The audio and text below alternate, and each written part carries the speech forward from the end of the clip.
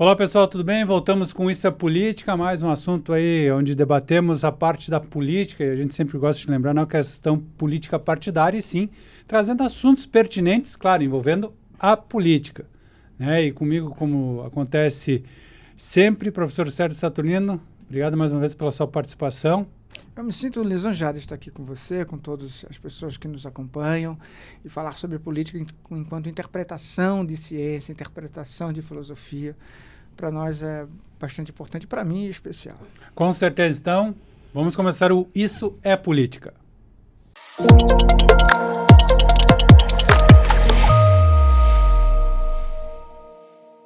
Bom, professor, como acontece em todos os nossos programas, a gente puxa um assunto inicial, que é o que está acontecendo aí pela nossa região, pelo país, pelo estado, pelo mundo.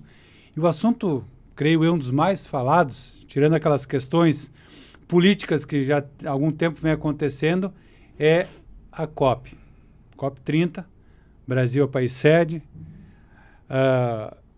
movimentação do mundo inteiro, países, são mais de quase 200 ou mais de 200 países participando, aqui no Brasil sobre meio ambiente, tema bastante falado, bastante comentado. Prática e ação. O que é a COP 30? Como é que o senhor avalia isso? Primeiro, ela nasce numa preocupação dos anos de 1980 para cá, sobre como nós estamos nos relacionando com a natureza e com a nossa própria vida. Então, essa é uma questão de futuro e assumirmos as coisas que já fizemos no passado e percebermos os riscos que temos pela frente. A natureza está expressando as coisas sobre nós. Diga-se de passagem, não há desastre ecológico, não há desastre da natureza. A natureza não é desastrosa. Desastroso é o nosso ato frente a ela. Né? E é por isso que temos essas organizações, que são muito importantes, diga-se de passagem, para sabermos o que estamos fazendo conosco, no ambiente que imediatamente estamos, o meio ambiente, e com a ecologia, que é o lugar onde estamos, chamado planeta Terra, para alguns, todo o sistema solar que nos afeta. Diga-se de passagem, a incidência do Sol sobre o planeta e o efeito estufa tem a ver com todo esse sistema integrado chamado sistema solar. Nessa questão, hoje se fala bastante na COP, mas já há 30 anos que ela vem sendo feita anualmente, cada vez em um país diferente. Chega ao Brasil, nessa questão que a gente está de politização e tudo mais, meio ambiente e política ali, um não atrapalha o outro, um ajuda o outro? A política sempre vai atuar pela necessidade das coisas que nos ocorrem, sobretudo aquelas que nos colocam em risco. Segurança, aquelas que nos colocam em indisposição com o urbano, o transporte, saneamento básico. Essas dificuldades são assumidas pelo campo político, que é o campo privilegiado para nos dar soluções para isso. Não é à toa que pagamos impostos, para dar soluções coletivas no local onde vivemos, no país onde vivemos, na região onde vivemos. E aí é preciso colocar todo esse montante de dinheiro para que nos volte, né, como resultados práticos para nossas vidas. Uma parte tem ficado em partidos políticos, outras em campanhas eleitorais, outras têm ficado em lugares que não produzem propriamente saneamento básico. Mas, enfim, essa é uma outra discussão, outra conversa. Nós fizemos isso e agora essa questão ambiental é das mais importantes, mais relevantes. E como está tudo integrado, nós precisamos tratar isso em níveis universais, do nosso universo, nosso único verso, no lugar onde vivemos, que é o planeta. Por isso que todos os países, ou muitos países, se unem para que nós possamos tratar disso na sua integralidade. Porque o vento e a chuva não têm nacionalidade, né? O sol não tem nacionalidade. A poluição aqui, ela está no local, mas ela vai aferir ou inferir ou influenciar tudo que estiver próximo ou em outro lugar. Encontram-se, por exemplo, cinzas nas geleiras, né? Sim. E lá, diga-se de passagem, não tem floresta para queimar, né? Sim. Então, vem de outro lugarzinho. Essas questões são importantes de ser tratadas dessa maneira, como não só como um ecossistema, um recorte do meio ambiente, nem só como um meio ambiente, como uma amplitude dessas relações com a natureza, mas como ecologia, num lugar onde nós moramos, no nosso ecos, né? E como está tudo integrado, qualquer movimento que você faça aqui, você atinge ali. Qualquer movimento, é aquela tese do bater de asas de uma borboleta, né? Uhum. Pode inferir num conjunto de desastres, de problemas para a nossa vida. Então, isso é importante ser tratado nessa natureza. As questões políticas de menor porte em relação a tudo isso que eu falei agora, que são as partidárias, essas polaridades, ou essas teses muito fechadas, especialmente sobre a verdade. Né? Se você tem a verdade, eu considero que você é um burro, e se você a manifesta contra os outros, e de forma violenta, você passa a ser, além de burro, idiota. Né? Porque a política precisa que as pessoas conversem, e não que elas se imponham. E é uma grande dificuldade nos dias de hoje, pelo menos aqui aqui na América Latina, aqui na América, olha, os Estados Unidos, em alguns países da Europa, em alguns países da África, na região norte da África, muitas dificuldades que temos nisso, especialmente por causa do individualismo, segundo o qual as pessoas se colocam como centro do mundo, né? Como o átomo fundamental da existência de qualquer outra pessoa, de qualquer outra relação. E isso gera egoísmo, prepotência, um conjunto de problemas. E quando uma pessoa dessa assume poder, tudo isso se toma um vigor de outra natureza, para continuar no nosso tema. Então, esses processos todos, que agora são mais secundários em relação ao ecossistema e à ecologia, eles se manifestam porque existe um palco, uma relação como fosse uma cena de teatro. Não que ela seja teatral, ou uma dissimulação, ou uma simulação, mas um palco pronto para o mundo olhar. E aí as pessoas, politicamente, vão se aproveitar de vários níveis. Com manifestações, com invasões, com violência, com agressividade. Né? Com discursos também de ordem, assim, eu sou o salvador e o outro não... Ou negar que esses desastres têm as nossas digitais, né? E bem marcadas, né? Ou negar isso, ou negar todo o esforço que a ciência tem em mais de 200, 300 anos de modernidade, que você precisa mexer com esses cenários todos de método, de teorias, de trabalhos de dados em série, de grandes conquistas da ciência, ou negar que a ciência tenha feito esses resultados, tanto bons, né? Sobretudo sobre a saúde, como péssimos. A bomba atômica é uma criação científica. E professor, nessa questão que a gente está observando, né, os países, né, aqueles países ricos, muito ricos, como também temos os países pobres e muito pobres. E ali se fala em bilhões de dólares que um país dá, o outro país dá, uma comunidade, uma associação, uma união de países dá, e vou ajudar com tantos bilhões. Isso, nesses 30 anos, a gente ouve falar, né, ainda mais agora que está em destaque tudo isso. Tá, mas lá também prometeram os bilhões e não chega, mas todo mundo quer que... Todo mundo é muita gente, a gente sempre fala assim, mas muitos querem que melhore a questão da natureza, a questão do cuidado do meio ambiente, e vou pagar para isso. Aí chega na hora de pagar, ninguém paga. Como é que... Também tem uma parte do espetáculo, uma sociedade de espetáculos, né? Então, é a oportunidade mundial de você dizer, eu sou defensor, eu tenho dinheiro para bancar? E não só tenho, eu faço um esforço, eu vou fazer isso, aquilo outro, com dinheiro, às vezes com outros tipos de movimentos, atitudes. Por exemplo, as fontes energéticas para automóveis. Há países que já botaram datas para ter somente eletrificação automotiva. Enfim. Outros totalmente contra o elétrico. Outros são resistentes, enfim. Mas isso é próprio de cada país, cada um vai decidir. Neste momento, é mais ou menos como se estivéssemos no Brasil, com essas regiões tão diferentes, né? Então, nós pagamos impostos e isso tudo se concentra num lugar para que, concentrado, tenha capacidade de fazer investimentos e produzir soluções. Agora a gente está falando de um país chamado Planeta Terra. E é preciso que todas essas suas unidades que compõem esse planeta, os tais países, entrem para pagar de determinados impostos. Estou fazendo só uma simulação aqui de ideias, né? Para a gente ter uma ilustração. Então, esses países, então quem pode mais, os mais ricos, pagam mais. Quem pode menos, paga menos ou não paga. Tem isenção, né? Ou até recebe alguma coisa. Espera para receber para... É uma espécie de bolsa ambiental, digamos assim, né? Então tem essas equivalências. De agora estamos falando de um país chamado Planeta Terra. Então, e essa é a vertente.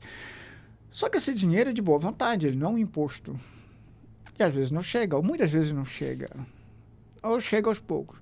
Também há um pezinho atrás, porque quem recebe não é tão confiável assim. Os níveis de corrupção nos países que deveriam receber esses recursos também não são lá apreciáveis, né? Não são para ser repetidos em lugar nenhum no mundo, né?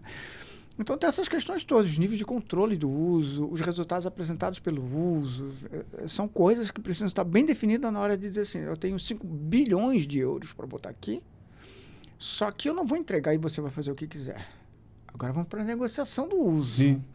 Vai ser assim, ele não vai vir de uma vez só, aos poucos você apresenta resultado para gerar confiabilidade e legitimidade no que você está fazendo, para que os resultados de fato sejam para todos, essas coisas precisam ser discutidas e bem discutidas. A COP, que é essa comissão de participações, para isso, é para você revelar isso, né? Então, é isso que nos importa agora, é tentar rever essas coisas. E, coincidentemente, houve desastres no Paraná, quer dizer, coisas que não aconteciam há muito tempo, que agora estão acontecendo mais. Os níveis de temperatura mundial têm aumentado, enfim, essas coisas, os degelos, a massa de água do mar, em virtude do aquecimento, faz com que essa massa aumente. E aí a contrapartida que a gente está fazendo, alargamento das faixas de areia. Quer dizer, são muitas coisas para a gente conversar, cada uma a seu tempo, com responsabilidade, planejamento e organização, e com execução extremamente com precisão e rigor. Né? Porque um único desvio disso tudo gera o problema da falta de confiabilidade. Não seria, não sei se corretamente ou não seria porque se fala que está na mão dos presidentes, dos parlamentares, da política daquele país e não esse dinheiro vai para tal lugar que é o grupo que trabalha e pensa isso. Porque, na verdade, esse dinheiro vai para o país. Ele não vai exatamente para o país, ele vai para uma conta específica para ser utilizada para um destino específico. Ele fica agrupado ali para aquela finalidade. Ele não é um depósito para o Brasil, por exemplo. Não, vai num caixa para único para programa. É como se você pegasse um financiamento de pesquisa, vou falar pela área acadêmica agora, do CNPq. Então, eles depositam aos poucos, você vai apresentando os resultados, comprova, e é só para aquilo. Você não pode usar para outro fim. Senão você está infringindo regras e pode perder todo o financiamento. Então, esse é um cuidado que temos que ter. E professor, como lidar se em casa, entre 2, 3 pessoas, concordar é difícil? Em 200 países, cada um com seu idioma, sua popularidade, o seu comando, a sua educação, a sua cultura. Como fazer dar certo tudo isso? Mas talvez a posição aqui não é o ponto de chegada, mas é o ponto de partida. Discordar é importante. O trato da discordância, que é uma questão pedagógica, política e didática. Nós sabemos que as pessoas são diferentes. Ponto. Aqui começamos a conversa. Como eu vou admitir a diferença? Ou eu vou impor o que eu digo como fosse uma verdade? O que eu chamei ali de burrice e idiotice. Né? Que eu vou persuadir ou vou dizer assim, então vou te cobrar uma tarifa, uma taxa maior, ou você faz isso ou eu te... Isso não é exatamente a política do debate democrático, é a política econômica da imposição. Não é um bom lugar para começar, não é um bom ponto de começo. Nós podemos aqui colocar as coisas e saber assim, esse aqui é o meu posicionamento. E a pergunta necessária, importante, fundamental para a nossa conversa é: em que você discorda? Agora eu paro e ouço. Não é o que concorda, é o que discorda. O que você discorda, porque agora vamos começar. A forma como eu digo isso pode me causar um grande aprendizado, tolerância e democracia. Eu aceitar a discordância prévia, né? Não a desordem, a discordância. Não a falta de respeito, a diferença. Eu aceitando isso, eu posso, então, conversar com você e você pode me ensinar coisas e eu posso lhe ensinar coisas. Eu abro mão do meu tom de verdade, você abre mão do seu, para conseguirmos algo relativamente comum, mesmo que eu ainda discorde de parte daquilo. Como estamos em dois, geramos um terceiro ser, que é o nós, que vai estar compilado, vai estar concretizado nessa ação comum. Mais ou menos um casal. Cada um existe por si, tem cada um eu, né? Um aqui, e tem o nós, que é um terceiro ser. Que é em nome disso que a gente abre mão da minha particularidade. Eu abro mão do que eu prefiro. E aí só assim podemos formar um nós. Senão eu formo uma relação de submissão, intolerância e falta de respeito. E como fazer nesse grupo aí, que é tão diferente um do outro, como a gente começou a falar, tanto financeiramente, cada país tem nessas, o que é poderoso questão financeiramente, questão da própria meio ambiente, como o que está ali para ver se consegue alguma ajuda para tentar sobreviver naquela parte ali. Como fazer essa questão que o senhor acabou de falar, assim, de fazer um nós ali dentro? Então, é preciso ver os estágios em que está o nível de desenvolvimento de cada país. Por exemplo, tem países que precisam rapidamente, urgentemente, de saneamento, o mais elementar dos saneamentos, porque as crianças estão morrendo. Os rios estão muito poluídos, mares muito poluídos, florestas muito poluídas, o ambiente urbano inacessível à vida, digamos assim, para ser bem exagerado. E existem países que consomem o que a gente chama o padrão da qualidade. Você tem um padrão da necessidade, que é essa é a necessidade mais elementar, mais básica, e tem um da qualidade, que você pode escolher o que comer, né? O que vestir, como ir para algum determinado lugar, o seu deslocamento. Claro, tem coisas culturais nesse meio, mas enfim. Esses níveis de escolha já são de qualidade. Então, essas diferenças precisam ser marcadas. E aí você estabelece padrões de urgência e necessidade. Então, o que é urgente para fazermos? Porque senão, se continuarmos com aquelas pessoas passando fome naquele ambiente, aquele ambiente vai continuar exatamente como está e as pessoas vão continuar sofrendo exatamente como estão. Nós não vamos ter rios despoluídos enquanto tiver aquelas condições postas. Aquilo ali é urgente. Mas precisa também ensinar. Não é só hora do peixe, né? Você sempre falava isso. Não é só hora dar o peixe. Ensinar a pescar é importante. Sim. Inicialmente, para quem tem fome, é preciso dar o peixe. Satisfeita essa necessidade, saciada a fome, é preciso ensinar a pescar. Então, sem educação, a gente não vai progredir, né? E aí nós precisamos desses níveis de urgência rapidamente. E existem os níveis da indústria, os níveis de poluição que se coloca para o mundo, para o planeta. E aí os países mais ricos, em geral, eles são ricos porque usaram mais indústria, usaram mais dos recursos ambientais, mesmo que de origem fora do seu próprio país, e poluíram mais. Então, eles têm mais responsabilidade. Exatamente porque tem mais dinheiro vindo desse processo, é que devem, então, colocar... Esse é um princípio que devem, então, colocar mais recursos. Enquanto aqueles que sofrem com isso, ou seja, não tem indústria e os níveis de fome e falta de saneamento que mata pessoas é alto, então você precisa cobrir essa necessidade com esse dinheiro. Você não está plantando uma árvore ainda. Você está corrigindo erros. Depois nós vamos para os níveis médios, vamos reflorestar, recolocar a mata ciliar, essas coisas todas, e depois sim, agora vamos para o nível de qualidade. E aí, as questões ambientais ensinam uma coisa muito importante: viver com modéstia. Aí a grande dificuldade nisso tudo... É uma transformação cultural. Se você acha que isso leva anos. Se você acha que sim, qualquer transformação cultural leva anos. Mas precisa começar. Se você acha que o seu carro lhe torna uma pessoa maior, mais potente, mais forte, com mais status, esse é um nível cultural. Se você acha que um carro eficiente para o seu deslocamento é suficiente, esse é outro nível cultural. É outro padrão cultural, outro padrão de comportamento social. E isso é que a gente precisa ir transformando com o tempo. E, professor, nessa questão toda, assim, nesse acompanhamento que você está se fazendo, a gente começou falando sobre a COP30, começou com um plano também de reuniões entre os grandes países, os que produzem muito combustível, que queimam muito combustível. Gás carbônico. Geram carbono, gás carbônico. Tem aqueles que estão tentando salvar as suas florestas, mas também é uma coisa que a gente observa que existe uma tentativa de proteger e uma outra tentativa de destruir, ou de falar que está protegendo ou destruindo. Ou tendo uma dificuldade, quer dizer, por exemplo, nós somos fornecedores de matéria-prima, né? Então, nós produzimos carne, né? Commodities. Precisamos de muito espaço físico para isso. É um país grande, então parece que não dá impacto.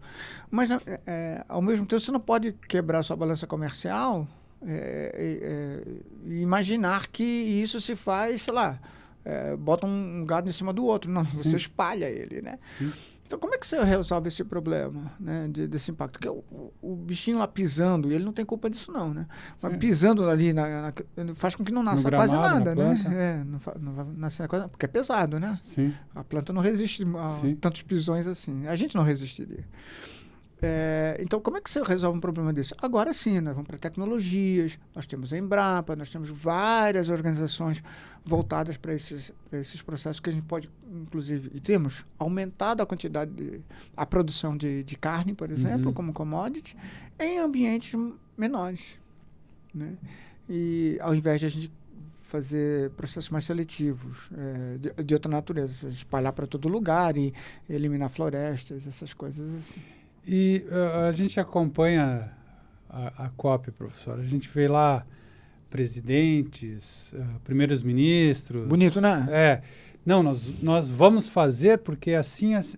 Mas só pelo que o senhor falou, assim, que a gente falou rapidamente, estralar dedo e falar, não adianta. E parece tão fácil quando eles falam, nós teremos bilhões para isso e... Mas, Carlos, se você me prometer algo, você permite que eu lhe cobre isso. Né? Então, estar lá e falar essas coisas já dá essa permissão. Não vai cumprir, mas eu posso exigir. Então, cria um nível político, um ambiente político, um lugar político para isso. Né? Então, isso é importante. Né? De qualquer maneira, você sensibiliza uma necessidade. Ou sensibiliza as pessoas sobre uma necessidade, que às vezes começa a ocorrer dentro de casa. Nós separamos muito mais os lixos hoje do que há 10 anos, do que há 30 anos, claro. Mas nós separamos mais, às vezes intuitivamente, já virou um padrão cultural, né? Você ter 2 lixeiras em casa, uma para orgânico e outro seco. Para o seco e tal. E você tem um sistema de coleta separados, que tem dias. Então, isso começa a regular o seu comportamento. Né? E você passa a exigir dos outros essas coisas também. O vizinho não fez, não está separando. Ele é mal visto. Apenas uma virada assim de rosto, como se estivesse condenando. Ele já sabe o que significa aquilo. Então ele se acompanha o processo. E isso é uma questão cultural. Não foi tanto tempo assim. 20, 30, 40 anos nós conseguimos fazer isso. O fato é que a gente precisa fazer isso também em nível planetário. Não é muito mais fácil, ao contrário, é muito mais difícil. Porque você não tem o controle do vizinho. O teu vizinho tem um oceano no meio, né? Como é que você vai fazer isso cotidianamente? Você tem essas reuniões de cúpula, você tem encontros entre os países, você tem pactos comerciais, essas coisas todas que você pode incluir esses processos, né? Mas na questão política, aí, professor, assim, o vizinho, ok, dá uma olhadinha, mas o político, pelo que a gente vê na grande maioria, não sei se eu estou correto ou não, ele fala aqui, vamos lá, vamos. Aí eu viro para o lado, não vou nada. Uma coisa assim que não tem... Mas ele fica pressionado. Mas como acreditar nisso tudo? Assim que assim, a gente pensa assim, a gente quer postar que vai dar certo. Aí terminou isso, vai lembrar daqui a um ano de novo. Não, mas o fato é que, na medida que você fala, você se constrange em não fazer. Ou você vai ser constrangido por não ter feito. Mas será que ele aceita esse constrangimento? Se transforma. Porque a gente vê tanta coisa assim... Não, nós tínhamos no Brasil um tal de rouba, mas faz. Hoje é inadmissível. Frase inadmissível. Ela é autocondenável. Antes não era. Antes era status. Sim. né? Era um político que, embora roubasse, ainda era bonzinho. Ele fazia? Agora não. Agora você não aceita isso. Então, essas mudanças são importantes. E isso não veio ao acaso. Isso veio com processos culturais de modernização do Estado brasileiro ocorrido na década de 90, do século passado, que parece longe, mas foi ele. Estava ali na outra esquina, né? E, professor, o que esperar dessa COP, assim, nesse ponto de evolução no cuidado? Porque, como o senhor falou, a gente já está sentindo aí como foi ali no Paraná, e agora chega um estudo que surgiu que aquela região tem mais, não é que tenha mais, mas depois dos Estados Unidos é a região que mais tem esses desastres. Como esperar no futuro desse... Primeiro é que a dor ensina rapidamente, né? Então esses desastres vão nos ensinar. Algumas pessoas vão morrer, alguns bens vão ser quebrados, algumas casas vão ser arrasadas, rios vão assumir algumas áreas que até então não eram inundáveis. Então, onde há água, vai faltar água. Exatamente. Os degelos, os mares, a temperatura marítima, ela é muito importante nisso, porque ela muda o fluxo da água, das correntes marítimas, enfim. Muda aquele jeito dela fazer como era antes. A natureza não é um mal. E ela nem faz algo para se autodestruir. Ao contrário, o princípio dela é se autopreservar. Sim. O problema é onde nós estamos e o que estamos fazendo. Isso vai nos ensinar coisas. Isso vai nos ensinar a viver com mais responsabilidade ambiental, mais responsabilidade ecossistêmica, mais responsabilidade ecológica. Aos pouquinhos. Mas vamos fazendo isso aos pouquinhos para construir uma grande coisa. Se você vai fazer qualquer coisa artesanal, você não começa pelo fim, né? Sim. Perdão pela expressão, mas você vai começar pelo começo. Sim. Vai começar ali o plano, né? E é mais ou menos assim que vai funcionar. Vai botar no papel, vai conversar com as pessoas, vai adquirir o suporte necessário, as ferramentas para aquilo. Isso demora um pouco, talvez em coisas pequenas, alguns dias. Num planeta, vai demorar um pouco mais, né? Um tanto mais. Mas é preciso fazer isso. Algumas economias vão ser quebradas ou vão ter muita dificuldade de se manter por causa disso. Gelo, frio intenso, inundações, os extremos, calor. Né? Os extremos, quando a gente fala isso, é em relação à nossa experiência imediata passada. Nós também nos adaptamos, mas não quer dizer que o nosso corpo aceite essas condições. Nós vamos tendo outros tipos de doença, né? Ou doenças mais severas, né? Ou frequências de doenças mais intensas. Enfim, essas coisas todas vão transformar o nosso corpo também. E nós vamos perceber isso. Nós temos agora contagem de quantas pessoas acabam falecendo por causa do excesso de calor, altíssimas temperaturas. E quantas sucumbem por causa do frio nas ruas. Né? Nós temos isso. Nós temos planos de governo que têm assistência social para abrigar pessoas durante o inverno, porque ele ficou muito intenso, muito rigoroso em prazo permanente, um prazo mais longo. Você passa 15 dias com muito frio. Se você não tem resistência física, nutricional, é provável que você fique muito doente ou mesmo pereça. Sim. Né? Então, isso vai... Eu estou mudando uma pequena escala, mas isso numa escala planetária também vai ser mudado. Professor, o nome do nosso programa, isso é política, né? A gente falou que vai falar de uma política, não uma política partidária.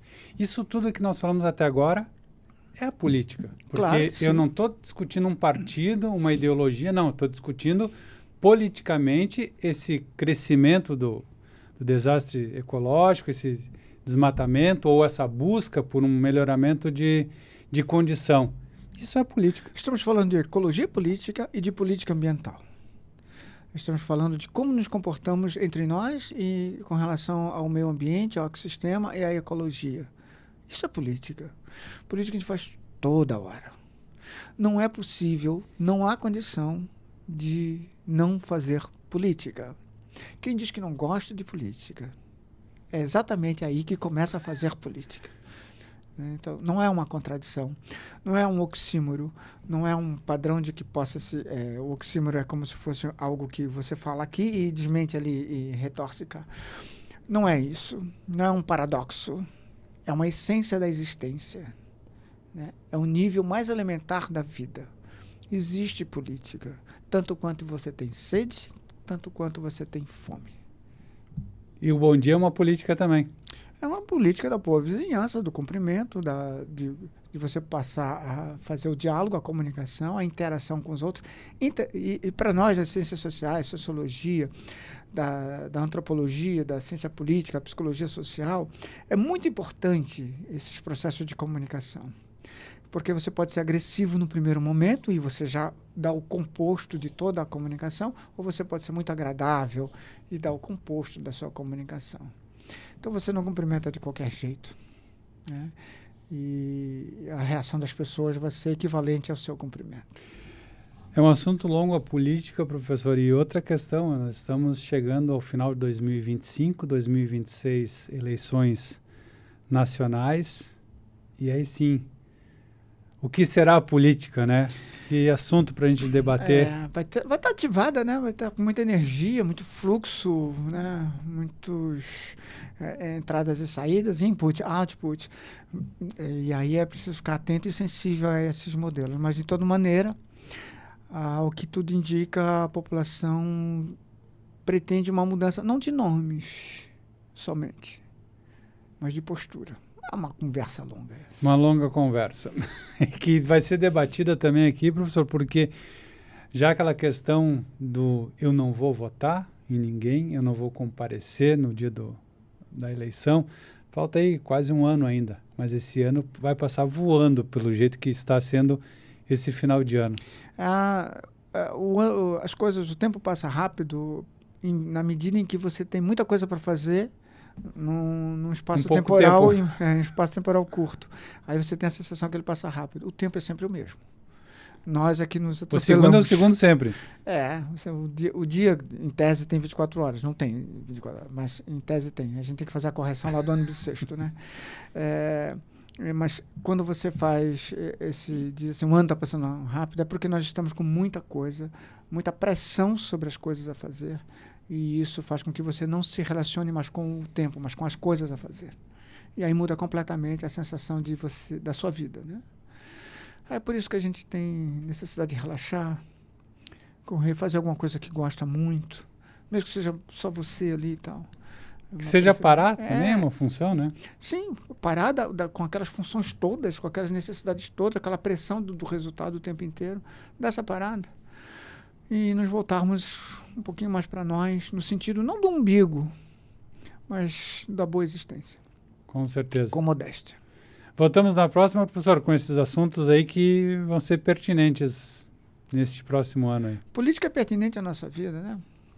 Não vai nos faltar tema ou assunto para política. Com certeza. E debater isso de forma que ajude as pessoas que nos acompanham a pensar que política é qualquer coisa, não é só a política. Não é só a política dos políticos ou dos partidos. A sua existência é política. Até isso está mudando, né? A política dos políticos está mudando também. O tempo todo. E é bom. Obrigado, professor. Eu que agradeço. Voltamos então na próxima edição do Isso é Política, falando sobre essa questão da política. E cada vez mais próximo de uma eleição, vamos falar de política para buscar também ajudar as pessoas a não desistir da política e sim fazer política. Desistir da política é também fazer política, mas é um outro tipo, que aí a gente não recomenda.